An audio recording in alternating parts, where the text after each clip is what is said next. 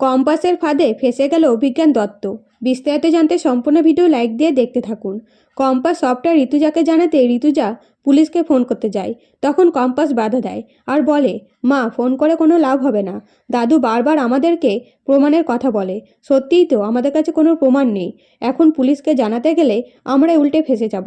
আমার দাদুর প্রতি যেটুকু সম্মান স্নেহ ছিল, আজকের পর আর সেটা থাকবে না। দাদু আমাকে ভয় দেখাতে গিয়েছিল তো, এবার আমি দাদুকে ভয় দেখাবো। এই বলে কম্পাস ছদ্মবেশে রাতের বেলা পাঁচি টপকে অভিজ্ঞানের রুমে যায় এবং অভিজ্ঞানের হাতে পায়ে শিকড় বেঁধে দেয়। তখন অভিজ্ঞানের ঘুম ভাঙতেই কম্পাস অভিজ্ঞানের মুখে টেপ দেয়, যাতে অভিজ্ঞান চিৎকার করতে না পারে।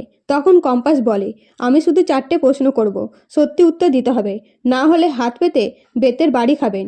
তাও অভিজ্ঞান প্রথমে মিথ্যে বলে হাত পাততেই বেতের বাড়ি খায়। এরপরে 4বার বেতের বাড়ি খায় অভিজ্ঞান। তখন কম্পাস বলে, আজকের রাতটা মনে রাখবেন, এটা তো শুধু শুরু, এরপর আরও ট্রিটমেন্ট বাকি আছে।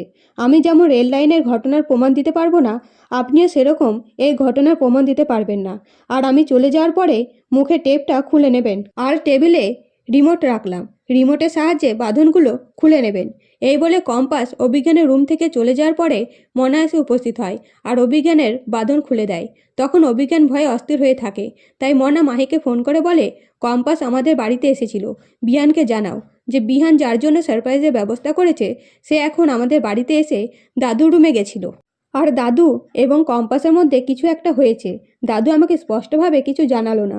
এদিকে বিহান মাহির মুখে যেই শোনে কম্পাস বাড়িতে নেই, কাউকে কিছু না জানিয়ে বাড়ি থেকে বেরিয়ে চলে গেছে, এক কথায় মাহি বিহানকে উত্তপ্ত করে তোলে কম্পাসের বিরুদ্ধে। তাই বিহান কম্পাসকে খোঁজাখুঁজি শুরু করে। তখন বিহান কম্পাসকে নিজের রুমে পেয়ে শান্ত হয়। তো বন্ধুরা, ভিডিওটা ভালো লাগলে অবশ্যই কমেন্ট করে জানাবেন। ধন্যবাদ।